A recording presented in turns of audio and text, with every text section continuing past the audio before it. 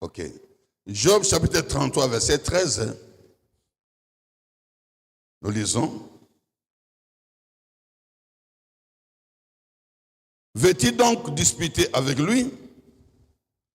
Parce qu'il ne rend aucun compte de ses actes. Amen. On peut s'asseoir. Le message est tellement profond et long. Je ne vais pas vraiment entrer dans les détails. Vous avez les réseaux sociaux pour suivre ce qui a été dit avant. Mais c'est un point à retenir que l'homme demande des comptes à Dieu et discute à Dieu, tout simplement, c'est à cause de l'ignorance. Job avait la connaissance de son Dieu et de la volonté de son Dieu. Voilà pourquoi il nous parle. Il a parlé à ses amis à son temps et aujourd'hui il nous parle. Et le dimanche passé, nous avons parlé de l'ignorance de la volonté de Dieu.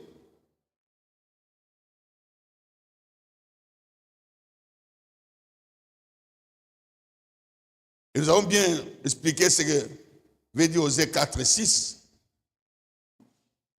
Nous ne périssons pas à cause des sorciers ou de la magie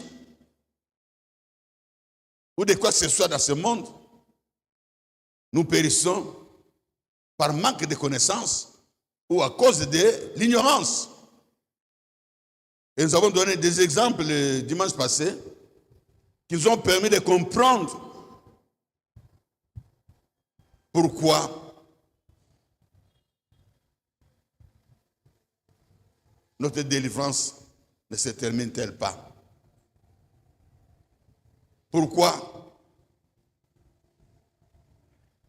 nous venons à l'église avec nos fardeaux, comme la parole de Dieu nous dit. Vous qui avez des fardeaux, venez vous décharger sur moi. Mais nous venons avec nos fardeaux et nous repartons avec nos fardeaux et nous voulons que Dieu agisse de cette façon-là. Non, bien-aimé, si tu connais ton Dieu et tu connais sa volonté par rapport à ta vie, alors ta vie aura un sens et tu auras tout le temps de te reconnaissant vis-à-vis de ce Dieu qui t'a déchargé de tous les poids dans ton cœur, sur tes épaules, sur ta tête. Je parle bien des poids spirituels que nous trimballons à gauche, à droite. Si on te montrait les poids que tu portes, bien-aimé, tu ne pourras pas,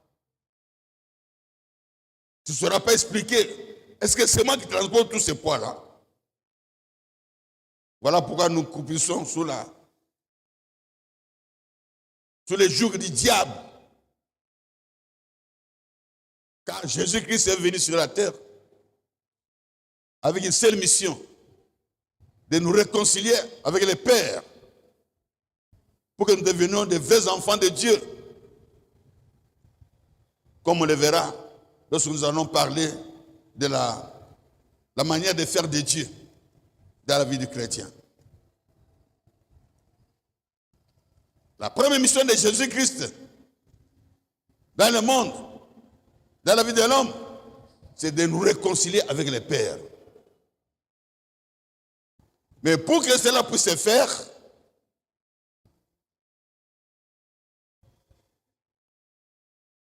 il était obligé de nous délivrer de nos prisons, de nous libérer de nos captivités. Ésaïe 61, verset 1er. Vous pouvez trouver ça là-bas.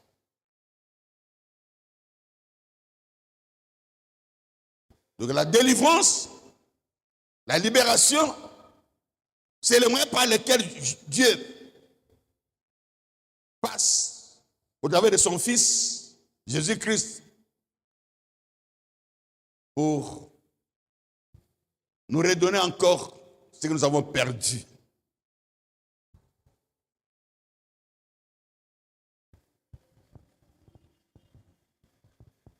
Ce que nous avons perdu. Qu'est-ce qu'on a perdu? Je vais lire dans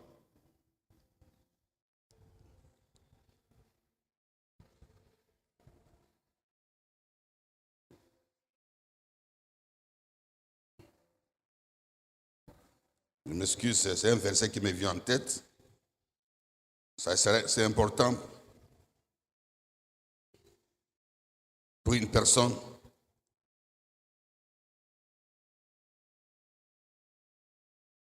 J'ai les versets en tête, mais c'est libellé. Une minute, je vais trouver ça rapidement. J'ai confondu les choses. Ok, c'est ça. Je suis dans Matthieu 19, verset 10. Car le Fils de l'homme est venu chercher et sauver ce qui était perdu.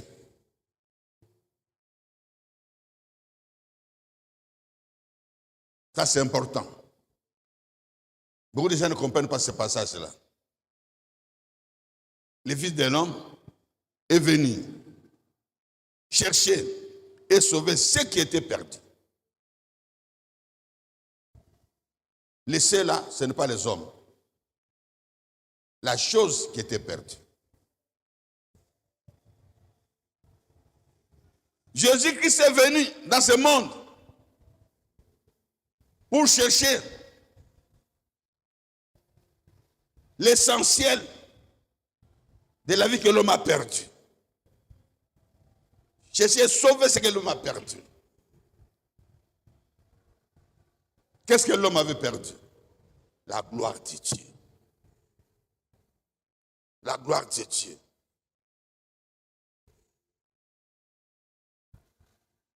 L'homme a perdu la gloire de Dieu. Je vais bien expliquer ça quand je vais parler de la manière de faire de Dieu.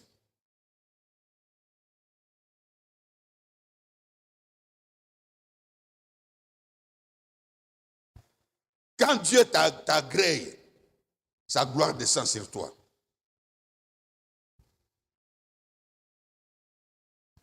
La gloire, on peut aussi appeler la gloire la puissance de Dieu. L'homme a perdu la puissance de Dieu dans sa vie. Quand l'homme perd la puissance de Dieu dans sa vie, il agit comme un animal. Ça veut dire qu'il dit, c'est pas moi. Il y a homme spirituel et homme animal.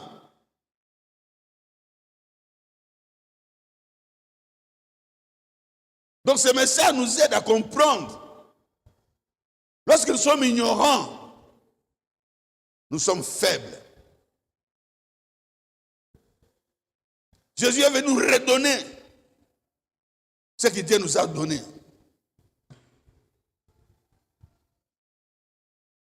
Qu'est-ce que Dieu nous a donné? Il a dit, créons l'homme à notre image et à notre ressemblance pour qu'il domine. Qui peut dominer s'il n'est pas puissant? L'homme a perdu quelque chose qui faisait de lui valeureux dans ce monde. Et Jésus-Christ est venu récupérer parce que Satan a pris ça. Satan a commencé à régner sur le monde, sur l'homme. Jésus-Christ est venu récupérer ce que l'homme a perdu. Et il a dit, dans Luc 10, 19, et voici, je vous ai donné le pouvoir de marcher sur les serpents, les scorpions, et c'est toute la puissance de ce monde. Hein? C'est vrai, oui, c'est ça le message de Dieu pour chacun d'entre nous.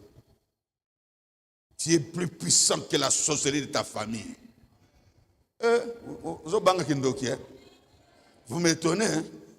Je répète, la puissance que Jésus-Christ est venu récupérer et te redonner, c'est plus que toute ta sorcellerie, de ta famille, depuis il y a des générations et des générations.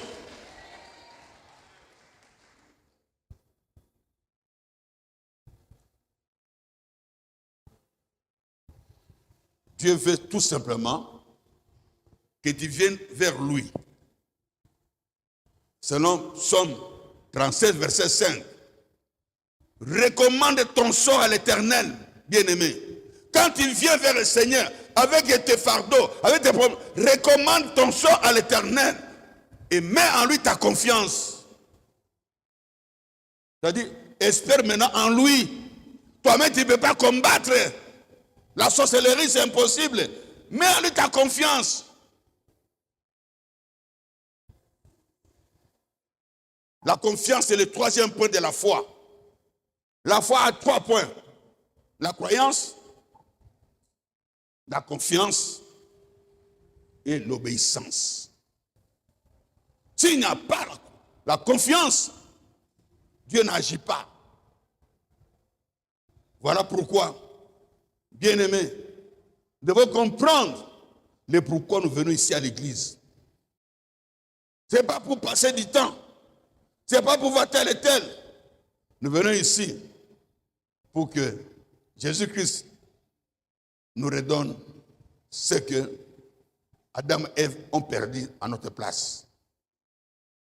En Christ, nous sommes plus que vainqueurs.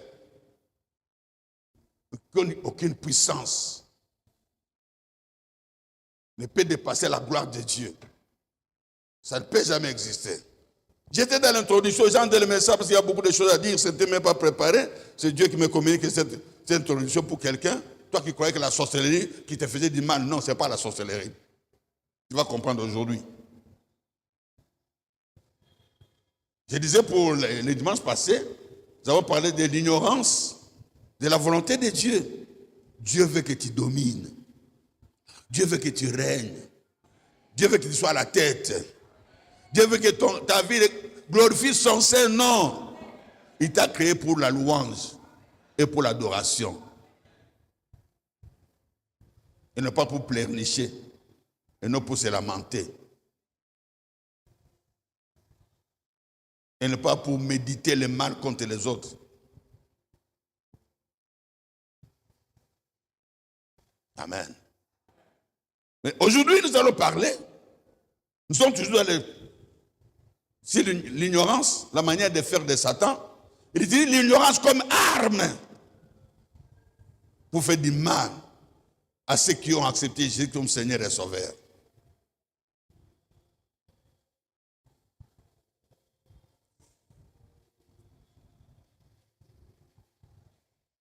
Pour ceux qui écrivent, c'est l'ignorance de son ennemi. C'est le sous-thème d'aujourd'hui, l'ignorance de son ennemi. Amen.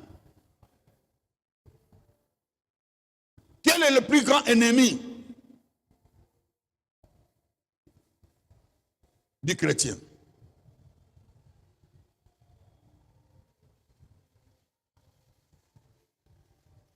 Le chrétien n'a qu'un seul ennemi dans sa vie.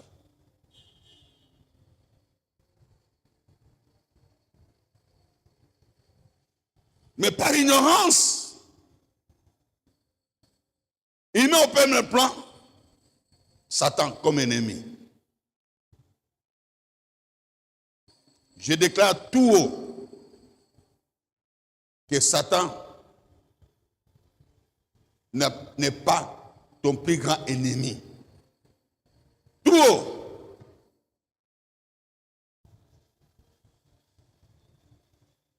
Mais Satan, c'est ton adversaire. Là, j'accepte. C'est ton adversaire. Amen. Alléluia. Pourquoi Satan n'est pas le plus grand ennemi du chrétien?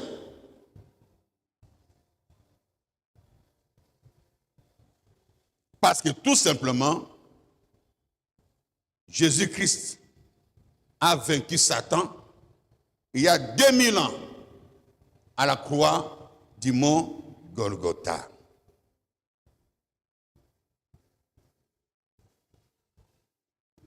Mais avant de le vaincre, il lui a arraché toutes les ordonnances, les décrets qui subsistaient sur toi et sur ton passé.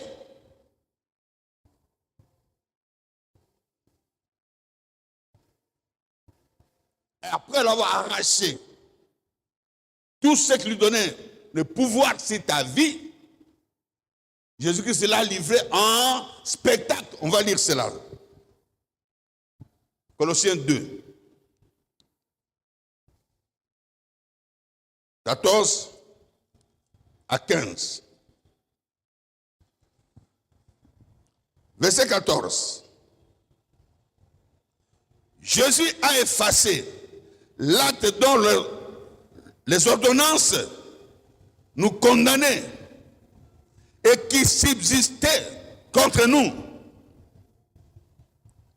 Jésus a détruit. Il a détruit en le clouant à la croix. Il a dépouillé les dominations, les autorités, et les a livrées publiquement en spectacle, en triomphant d'elle par la croix. Voilà, bien-aimés, ce passage doit nous aider à comprendre que Satan n'est pas le plus grand ennemi de ta vie. Il fait peur aux chrétiens parce que les chrétiens sont ignorants. Je vais vous donner un exemple terre à terre pour que vous puissiez comprendre ce que je viens de dire. Je prends l'exemple. Barnabé veut toujours faire des blagues à tout moment. Pourquoi? Et qu'est-ce qu'il fait? Ils ont tué un serpent à la maison, derrière la maison. Et il prend ce petit serpent, il met dans son sac. Il fait quoi? Il vient avec son petit serpent à l'église. Là où tout le monde a tête d'adorer le Seigneur, comme on a si bien adoré aujourd'hui. Pour ceux qui étaient là, bien sûr.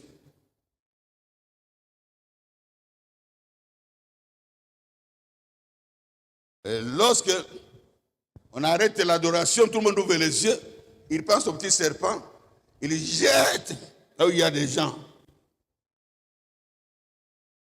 Je vous assure, personne ne va continuer avec son adoration. Tout le monde va fuir. Et maman va jeter même les pagnes.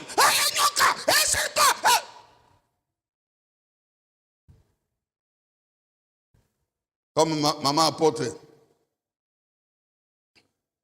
Elle est toujours vigilante. Elle regarde bien. Oh, ne fuyez pas. C'est un cadavre.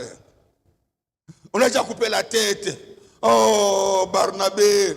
Comment tu peux faire des blagues comme ça? Ah, j'ai mal au cœur. Tu peux tuer quelqu'un comme ça? Hein, Barnabé? Pourquoi tu as donné cette frousse?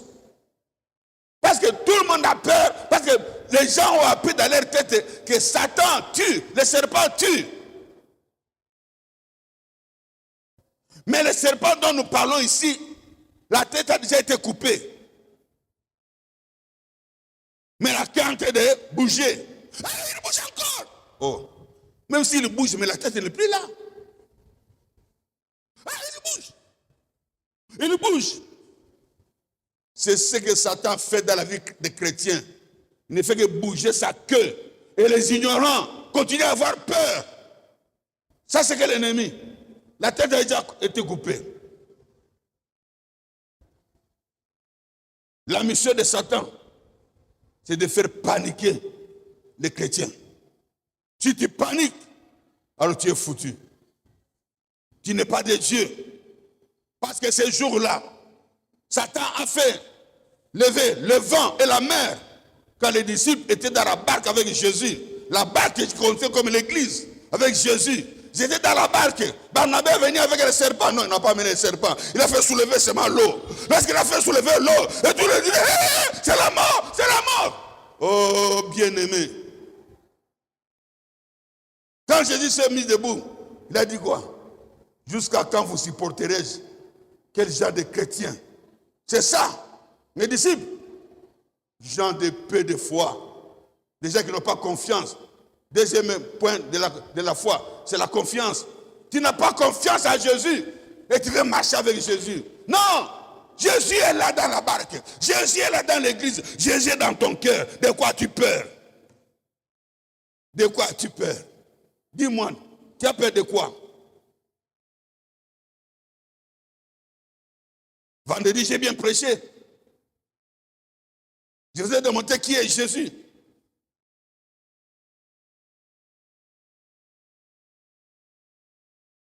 Abraham qui avait peur de mourir sans héritier. Dieu lui a dit, je suis le Dieu Tout-Puissant. Marie qui avait peur de mettre au monde sans s'être mariée. L'ange lui a dit, la grâce du Seigneur est sur toi. N'aie pas peur. Qu'est-ce qui est impossible à Dieu?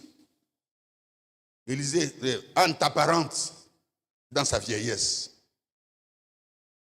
À 87 ans, c'est moi qui ajoute. Elle attend déjà famille. Elle a 6 mois de grossesse. Wow. Ça peut se faire. Oui, avec notre Dieu, tout est possible. Que le vent s'élève. Que la mer s'élève. C'est la gesticulation de Satan. Il fait que gesticuler. Pour que tu ne comprennes pas que la gloire du Seigneur est sur toi. Que la gloire du Seigneur est en toi. C'est tout ce que cherche Satan. Que tu ne reconnaisses pas que la gloire de Dieu est avec toi.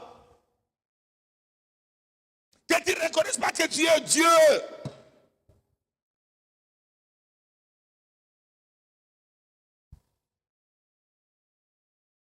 Que tu reconnaisses que tu n'as rien.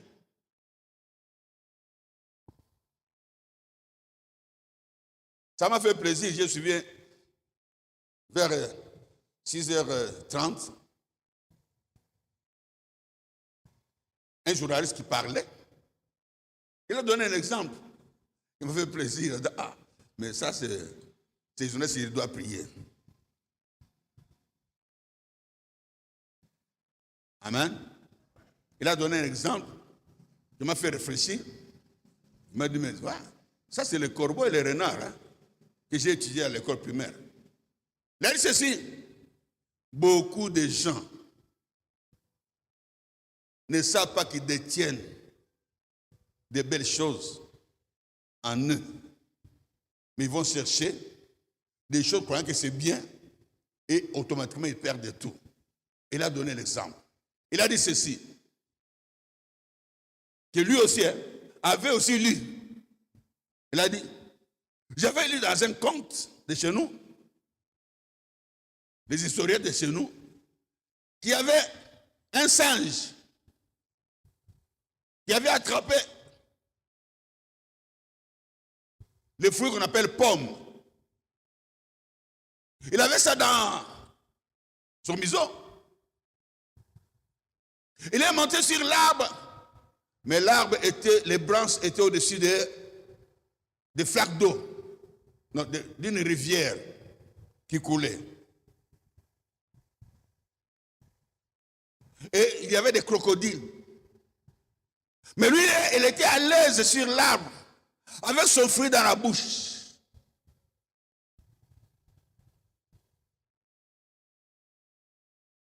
Quand il a grimpé, il est arrivé vers le fond d'une branche au-dessus de l'eau. Comme l'eau était vraiment calme, il a regardé, il a vu un singe avec une pomme dans la bouche. Je ne sais pas si tu comprends déjà.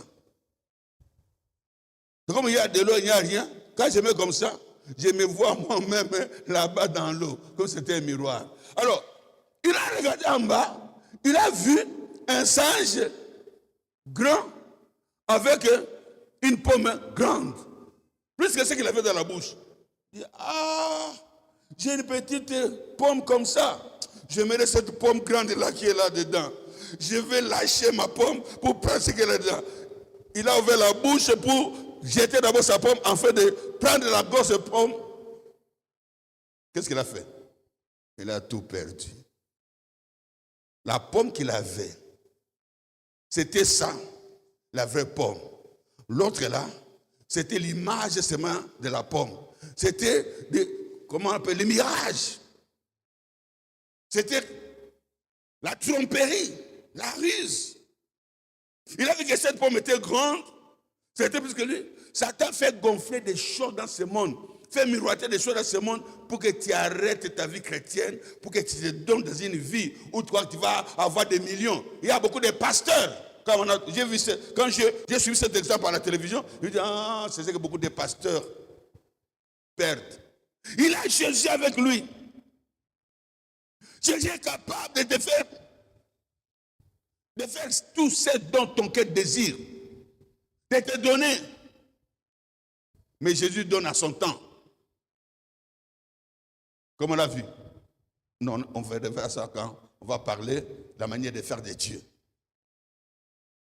Au lieu d'attendre le temps de Dieu, tu regardes la gloire des autres. Tu dis, ah, c'est que j'ai ce petit, je mérite être comme ce pasteur-là, je mérite être comme ce bishop-là, je mérite être comme cet apôtre-là. Tu aimerais être comme cet apôtre-là. Et pourtant, lui, il n'a rien. Ce que Satan te donne, c'est une image seulement de ce qui vient de Dieu. Satan ne donne pas de bonnes choses. Il nous fait miroiter les choses. Et on abandonne la foi, la vraie foi, pour aller chercher ce qui ne bénit pas, ce qui emprisonne, ce qui nous fait perdre. Comme ce singe-là qui a perdu la vraie pomme pour ne plus rien avoir dans la vie. Garde ta foi. Si tu as compris qui est Jésus, attache-toi à Jésus. Persévère. Même si tu ne vois rien, persévère. Dis à ton voisin, persévère. Parce que Jésus-Christ est fidèle. Ce qu'il dit, il accomplit. Au nom de Jésus-Christ. On peut applaudir pour le roi des rois.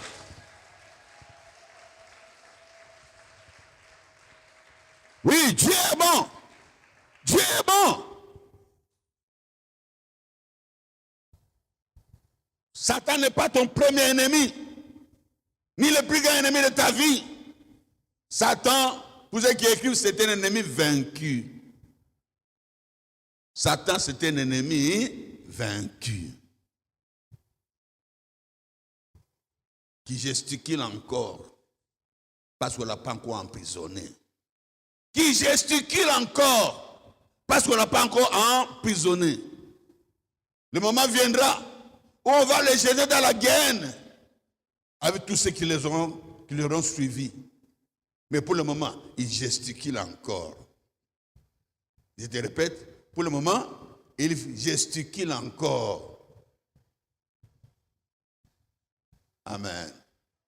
Alléluia. Alléluia. Alléluia. Vous savez, il y a des gens qui dorment presque malades à cause des films d'horreur ou des films de guerre qu'ils ont vus. Quand ils regardent, on dirait que c'est la vérité. Il l'a tué, il est mort. Les gens commencent à pleurer. Comme je me rappelle quand j'étais à l'école primaire, on allait voir les films de Jésus. Période de la passion, de la mort, avant la mort de Jésus. On faisait voir le film de la passion, la mort de Jésus. Et quand on les clouait, des mamans pleuraient. Oh Jésus. Amen. Elle croyait que c'était Jésus. Voilà, ils ont pleuré. Voilà, c'est comme ça dans la vie. Beaucoup de gens croient à ce qui n'est pas vrai. Parce que nous avons vu le dimanche passé, Satan c'est le père de qui? De quoi? Du mensonge. Jean 8, 44. Le père des mensonges. Des mamans pleuraient, comme même aujourd'hui. Il y en a qui pleurent, mais qui sont énervés, qu'elles sont devant le théâtre de chez nous, ou les films des Nigériens. Ils sont en train de pleurer, ils ont des émotions. Ils se disent, vraiment, laissez, je vais seulement aller dormir, je ne vais plus continuer à voir. Il n'y a rien de bon. C'est des théâtres de chez nous. Ce n'est que le maquillage. Il n'y a rien de bon là-dedans. C'est ça le monde qui nous attire. Satan est un menteur. Il te présente un monde merveilleux. Non, c'est un monde en désordre. Un monde pourri. Qui sent mauvais, qui n'attire même pas, qui ne peut jamais attirer. Mais comme il est menteur de le commencement, le père des mensonges, il cherche des proies faciles, et surtout à l'église, pour leur faire voir, tu vois, ils ont réussi, hein, mais toi tu fais quoi? Tu vois combien d'années tu as prié là? Et pourtant il n'y a pas de réussite. Hein. Comme on va le voir aujourd'hui. Beaucoup voient des réussites partout où il n'y a pas de réussite. Je ne comprends pas. Moi, j'ai pris beaucoup, mais mon ami là, qui ne prie pas, vient de se marier. C'est une sorcière. Je n'ai pas du tout que pour les cas là, il y a des cas où vous devez voir l'homme de Dieu. Il vous dira, non, celle-là c'est une sorcière. Ce n'est pas son mariage. Il a volé le mariage de sa cousine. Sa cousine ne va pas se marier s'il ne prie pas. Moi, je ne prie pas. Et moi, je suis marié. Sorcière. Ndoki. Comme Mando. Un sorcier, qui devient sorcier, il donne tout ce qu'il a à Satan dans leur monde. Alors, pour bien vivre dans ce monde, il doit voler la bénédiction des ignorants. Et il va montrer comme c'est celui qui s'est marié, j'ai du travail, j'ai voyagé. Non. Ça viendra. Ce sont des enseignements qui viendront plus tard. Là, c'est un peu trop, hein? Beaucoup ne comprennent pas. Ils disent qu'ils mettent la confusion dans le message. J'arrête là. Je vais continuer avec le message. Donc, crois à ce que Dieu t'a dit. Ne tourne pas tes yeux ni à gauche ni à droite. Tu risques de voir une pomme gonflée par le reflet de l'eau ou du miroir.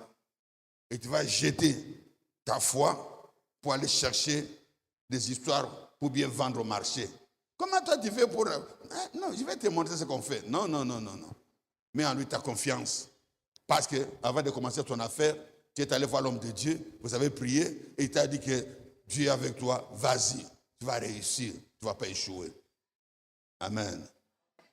Parce que quand Dieu commence une chose, il amène à l'excellence et il achève.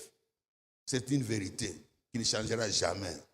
Mais si tu commences par toi-même, maintenant tu commences à chercher, tu trouveras une pomme qui a grossi. Amen. Alors, je disais ceci, Satan n'est pas ton plus grand ennemi, parce qu'il a été vaincu à la croix du mont Golgotha, il y a 2000 ans. Satan, c'est ton marchepied. Tu marcheras sur les scorpions, les serpents, les scorpions, et sur toute la puissance de l'ennemi. Dans ce monde, tu dois marcher sur la sorcellerie, tu dois marcher sur la magie, tu dois marcher sur toutes les choses sataniques, toutes les puissances mystiques. Tu as le pouvoir de marcher, de les lier, de les ligoter, de les écraser. Et rien ne pourra te nuire. Nous dit la parole de Dieu. Amen. Dis à ton voisin, Satan n'est pas ton plus grand ennemi. Dis à l'autre voisin, il y a un autre voisin, s'il n'est pas à côté, même derrière toi, Satan, c'est un ennemi vaincu. Depuis il y a 2000 ans, à la croix du mont Golgotha, il n'a plus aucun pouvoir, ni sur ma vie, ni sur ma descendance. Car Jésus-Christ m'a racheté avec son sang au nom de Jésus-Christ.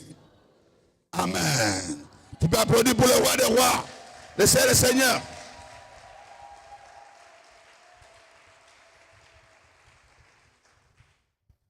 Maintenant, Le plus grand ennemi de l'homme, non, du chrétien, c'est qui? Beaucoup m'ont déjà suivi dans ce message. Vous avez la réponse, alors ne faites pas semblant. Écoutez seulement. Dieu ajoute toujours quelque chose. Le plus grand ennemi du chrétien, c'est le chrétien lui-même.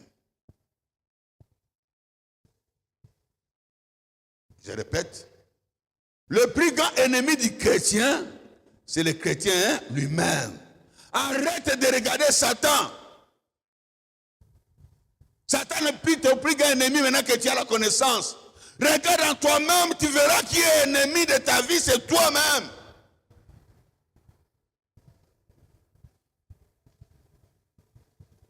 Amen.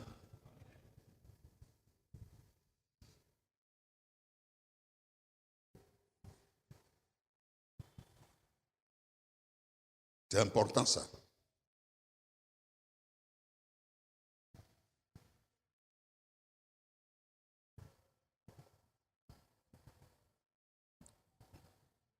Je vais encore, avant d'approfondir sur le chrétien lui-même, je reviens un peu en arrière. Parce que j'essaie de me rappeler quelque chose qui risque de détruire tout ce que tu as écouté si je ne parle pas de cela.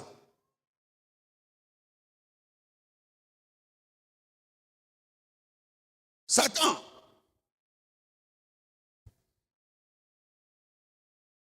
n'a aucun pouvoir sur un chrétien. Et Satan ne peut jamais toucher un chrétien. Écoutez ça, c'est important. Satan n'a aucun pouvoir. Pourquoi? Parce que le chrétien, la Bible dit que si quelqu'un est en Christ, les choses anciennes sont passées et voici, toutes choses sont devenues nouvelles. Donc, l'ancien Dieudonné, l'ancien Marguerite, Satan avait le pouvoir sur eux. Maintenant qu'ils sont en Christ, ils sont devenus des créatures intouchables par Satan. Quand tu es en Christ, tu deviens intouchable. Satan ne peut plus te toucher.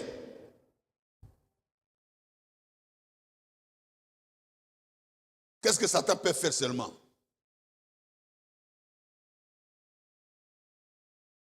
Il cherche un verset. Bon, je vais seulement le dire. Vous connaissez. Satan, lui, ne fait que rôder autour du chrétien. Comme un lion rugissant. Cherchant quel chrétien je peux avoir. Parce qu'il m'est impossible de toucher un chrétien. Mais je vais chercher une faille.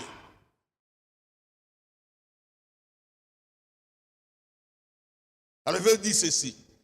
Pour que Satan touche un chrétien, il faut deux choses. Un, il faut que le chrétien lui-même le lui permette. Il faudrait que le chrétien lui-même permette à Satan de le toucher. Parce que toi, tu n'es plus dans son sphère. Toi, tu es déjà guéri de ce monde. Jésus-Christ allait de lieu en lieu, faisant du bien, guérissant tous ceux qui étaient sous l'empire du diable. Car l'Éternel, l'Esprit de Dieu était avec lui.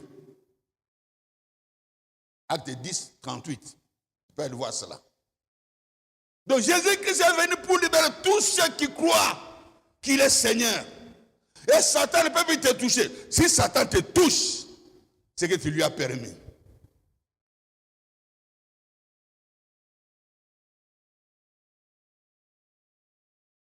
Voilà pourquoi Jésus dit toujours, après la délivrance, il dit, va, mais ne pêche plus. Afin que le pire ne t'arrive. Rien ne peut t'arriver si tu n'as pas ouvert la porte où tu avais le péché. Car la Bible déclare, celui qui pêche est du diable. 1 Jean 3, 8. Celui qui pêche est du diable. Rien ne peut t'arriver si tu n'es pas séparé de Dieu. Car le salaire du péché, c'est la mort. Romains 3, 23 nous dit, Tous sont péchés et sont séparés de la gloire de Dieu, de la puissance de Dieu. Quand tu pèches en tant que chrétien, tu donnes accès au diable. La Bible déclare, ne donnez pas accès au diable. Ne donnez pas accès au diable, bien-aimé. N'ouvrez pas la porte au diable. Il ne peut plus rien faire contre un chrétien. Malheureusement, beaucoup de chrétiens pêchent par ignorance. Voilà pourquoi dans une église, un chrétien qui ne suit pas les enseignements bibliques pour connaître ce que c'est le péché et les conséquences du péché, il sera toujours la proie de Satan. Satan, c'est que tu es ignorant, tu n'as pas la connaissance, comme on va bien le voir tout de suite là. Tant que tu n'as pas la connaissance, Satan a un pouvoir sur ta vie.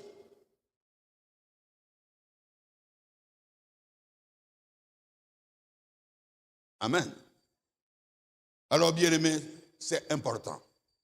Donc, Satan peut toucher un chrétien lorsque le chrétien le lui permet lui-même, consciemment ou inconsciemment.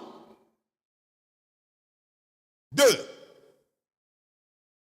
Satan ne peut toucher un chrétien seulement si Dieu le lui permet. Toi-même, tu le permets. 2. Satan ne peut te toucher que si toi-même, tu le lui permets.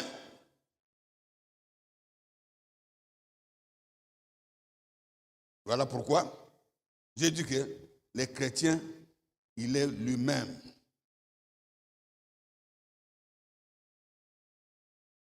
responsable de ce qui lui arrive,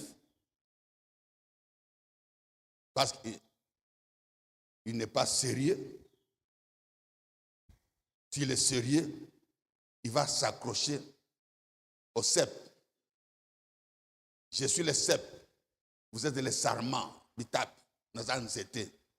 Quand vous êtes attaché à moi, vous me regardez fruit,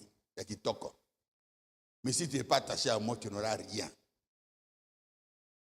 Beaucoup de chrétiens sont malheureux parce qu'ils ne veulent pas s'attacher à Jésus. Ils veulent s'attacher à Satan ou au monde, comme on l'a vu la dernière fois, dans 1 Jean 2, verset 15.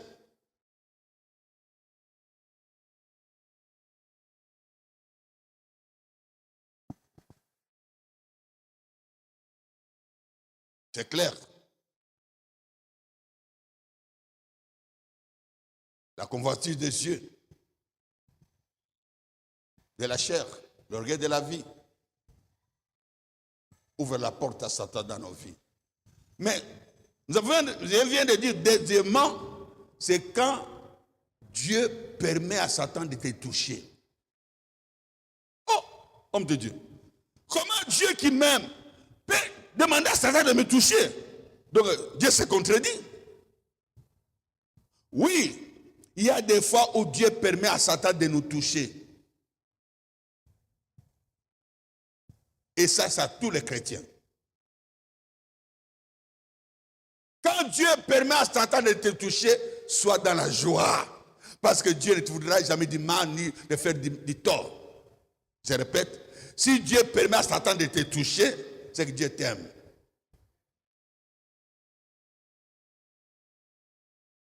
Amen. Alléluia.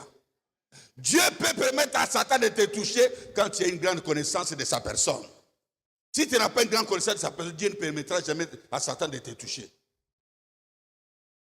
Dieu permet à Satan de toucher ce qu'il veut établir pour régner. Ce qui veut entrer dans la mission, dans le couloir de la bénédiction, pour qu'il devienne source de bénédiction. Dieu permettra d'abord à Satan de te toucher. Cela veut dire quoi? Quand Dieu permet à Satan de te toucher, cela veut dire Dieu veut t'éprouver. Il veut voir si tu seras toujours attaché à lui. Le verset me vient en tête. Je vais lire cela. Deutéronome 8.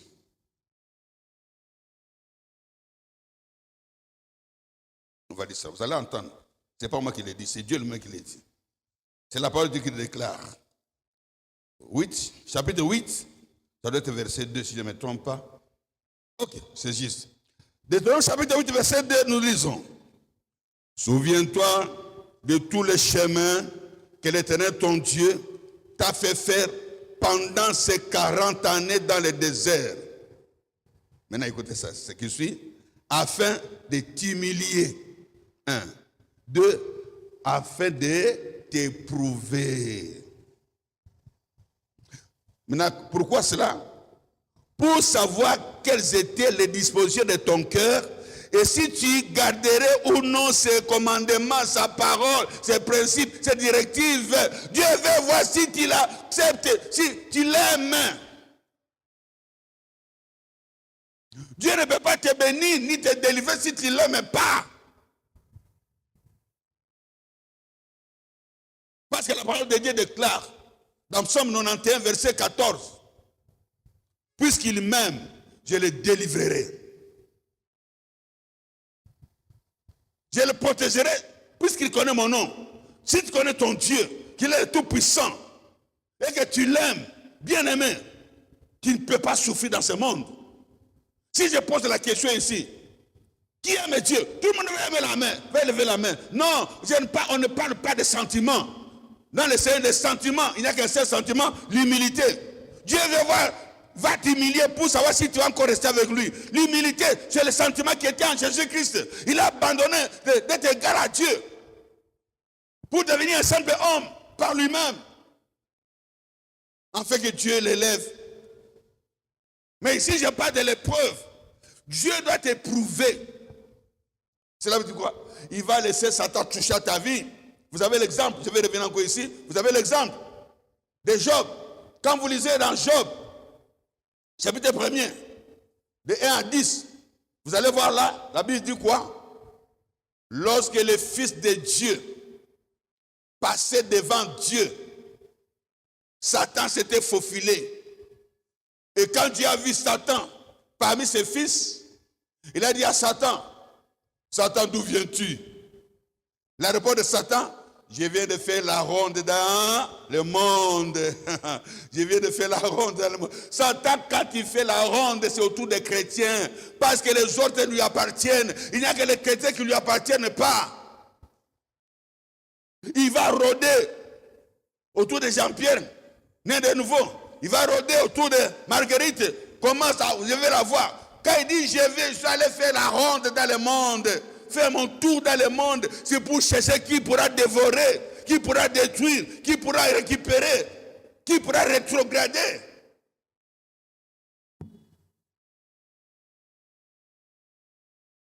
Il a bien répondu. Et Dieu a compris. Maintenant, Dieu voulait se moquer de lui. Il a dit, ok, qui a bien répondu? As-tu vu mon serviteur Job? Directement, Satan a compris l'ironie. Parce que Dieu sait que Satan peut monter, descendre, il ne touchera jamais Job. Pourquoi? Parce que Dieu dit, as-tu vu mon serviteur Job, qui me sert avec intégrité, qui ne va ni à gauche, ni à droite, qui marche selon ma parole comme Abraham, je l'ai dit, je suis le Dieu Tout-Puissant, marche devant ma face et sois intègre. Oui, la race d'Abraham, bénie, ce sont ceux qui sont intègres. Si tu es intègre, Satan fera tout pour te bloquer, mais tu y arriveras, tu aimeras ton Dieu, tu donneras ton Isaac sans avoir peur, parce que tu as confiance en Dieu, que Dieu ne te fera jamais du mal, même si tu demandes Isaac, Dieu ne fera pas du mal à ton cœur. Oui. Job était de la race d'Abraham. Il sait que Dieu ne peut jamais rien faire de mal à ses enfants.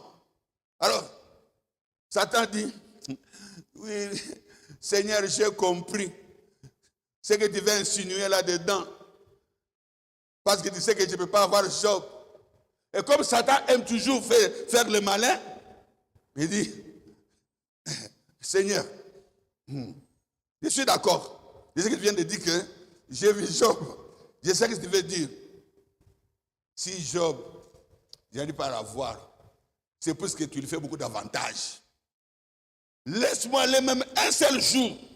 Tu verras s'il ne va pas te régner. Comme Pierre t'avait régné 3 fois.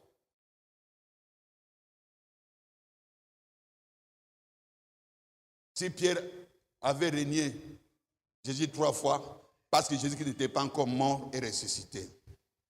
Mais quand Jésus a été ressuscité, il est devenu Seigneur dans les cœurs de Pierre. Pierre n'a pu régner jusqu'à sa mort. C'est une information pour quelqu'un.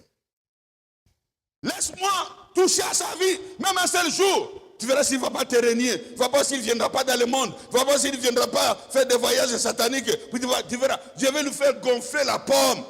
Si il fait seulement gonfler la pomme, il va t'abandonner. Il va se jeter dans l'eau et il va se perdre. Dieu lui dit, ah bon? Ok. Je connais, comme il dit dans la parole de Dieu, je connais mes brebis et mes brebis me connaissent. Dieu sait que toi, Satan ne peut pas te toucher. Il sait. Il est fier de toi parce que tu es de la miséricorde. Tu es bien enseigné. Amen. Tu as la connaissance et Satan ne peut rien contre toi. Touche à sa vie. Touche à tout dans sa vie, sauf à son âme. Cela veut dire, sauf à son identité. Lui, il est mon image. Touche à tout ce qu'il a eu dans ce monde-là. Il ne me réunira jamais. Touche, mais ne touche pas son âme. Parce que son âme appartient, il m'aime de tout son cœur, de toute son âme. Quand tu aimes Dieu de toute ton âme, Satan ne te touche pas.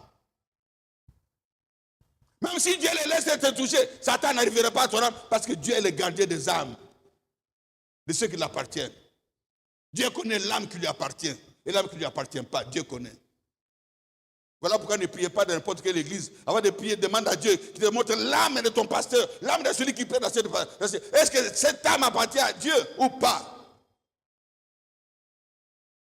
Même s'il tombe, Dieu va le relever. 7 fois il tombera, 7 fois il le relèvera parce qu'il appartient à Dieu. Dieu, ce n'est pas n'importe qui tombe qui Dieu va relever. Non. C'est de leur âme appartient à Dieu. Comme David.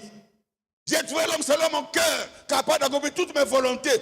Quand on accomplit toute la volonté du Seigneur, c'est qu'on aime le Seigneur. Mais lorsqu'on ne connaît pas la volonté du Seigneur, Satan vous fait de vous sa proie. Voilà ce qui s'est passé. Et Satan, il n'a pas attendu une minute, même pas 2 secondes. Il s'est jeté avec son armée dans la vie de Job. Oh, oh, bien-aimé. Il a détruit Job dans tous les domaines de sa vie, sauf son âme n'a pas, le côté spirituel n'a pas pu toucher. Tous les bienfaits, les avantages, les cadeaux qu'il a eus. Vous savez, Satan ne peut jamais toucher à l'esprit d'un enfant de Dieu. Jamais. Mais il peut toucher à ton argent. Il peut toucher à ton mariage. Il peut toucher à tes biens. Il peut toucher à tout ce qui t'appartient. Mais jamais à ton âme. Jamais à ton esprit. Parce que même s'il prend 2, Dieu va te donner 40. Tu comprends? Amen. Parce que quand vous lisez dans la Bible dans Job 42, vous allez voir que Dieu a donné à Job le double de tout ce qu'il avait perdu quand il a permis à Satan de le toucher. Cela veut dire quoi? Lorsque Dieu permet à Satan de te toucher, prépare-toi à avoir au moins le double de ce que tu auras perdu. Quel est cet étudiant intelligent? Élève intelligent, il va faire l'examen d'État, il a peur. Il va faire le dernier examen de licence, il va avoir peur. Au contraire, mon statut va changer. De petit en grand, d'étudiant en travailleur. Et je vais avoir peur. Au contraire, je serai content. Ne demande pas à Dieu de te tenter. Que lui-même le permette. Si toi-même tu demandes, tu ne vas pas t'en sortir. Ça me tenter à peine à changer de statut. Non. Dieu, tente-moi aussi pour que je change de statut. Non. Dieu fait chaque chose à son temps. J'ai dit au début, lorsqu'il voit que maintenant tu vas entrer dans ton héritage, il va permettre à Satan de te toucher pour voir si tu as compris le monde c'est quoi et Dieu c'est qui. La tentation ne peut jamais vaincre un chrétien. 1 Corinthiens 10, verset 13. La tentation ne peut jamais vaincre un chrétien. Je vais lire ça. 1 Corinthiens 10, verset 13. Tu peux écrire ça.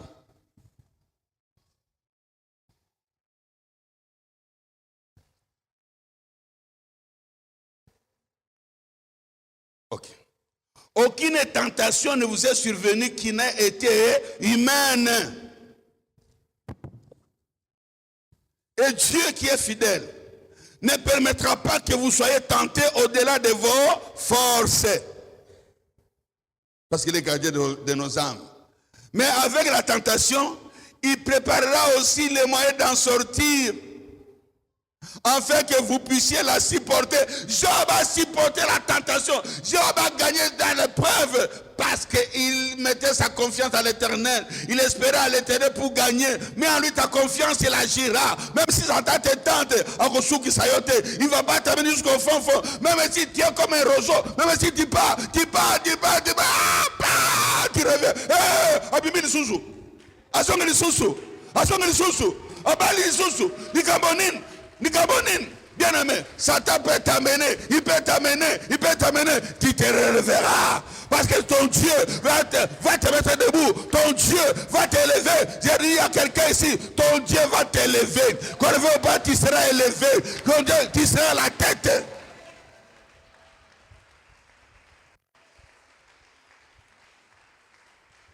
Même si on se moque de toi, laisse-les se moquer de toi. Mais te dis, tu monteras. Parce que toi, tu es le fils du Très-Haut. Papa n'a pas assez, tu as l'icolo. Oh, il assez. Il peut te maudire. Moi, il y a l'icolo, il ne te maudira jamais. Ton Père terrestre peut te maudire, mais ton Père céleste ne te maudira jamais, car en lui, il n'y a que les bienfaits. Il te fera tout du bien. Tu iras de succès en succès, tu iras de réussite en réussite, tu iras de victoire en victoire. Voilà pourquoi, bien-aimé, les deux moyens par lesquels Satan passe pour malmener les enfants de Dieu. Si toi-même tu le lui permets, parce que tu es pas normal, et si Dieu le lui permet, pour te bénir. En dehors de ces deux points-là, il n'y a aucun autre point par lequel Satan peut passer pour toucher à ta vie. Et il ne pourra même pas, parce que toi tu es lumière, fils de lumière. Lui les ténèbres. Entre la lumière et les ténèbres, qui chasse l'autre? C'est la lumière qui chasse toujours les ténèbres. Donc, Satan ne peut même pas s'approcher de toi. Il va se marauder, mais il ne va même pas te toucher. Il ne s'approchera pas. Il va se marauder. Il rôdera pour toujours. Parce que ton Dieu est avec toi pour toujours. Il a dit, je suis avec vous tous les jours. Jusqu'à la fin des temps. Jésus est avec toi. Et Satan ne peut rien faire. Parce que toi, tu connais ton Dieu et tu connais qui est ton ennemi. Amen. Alléluia. Alléluia.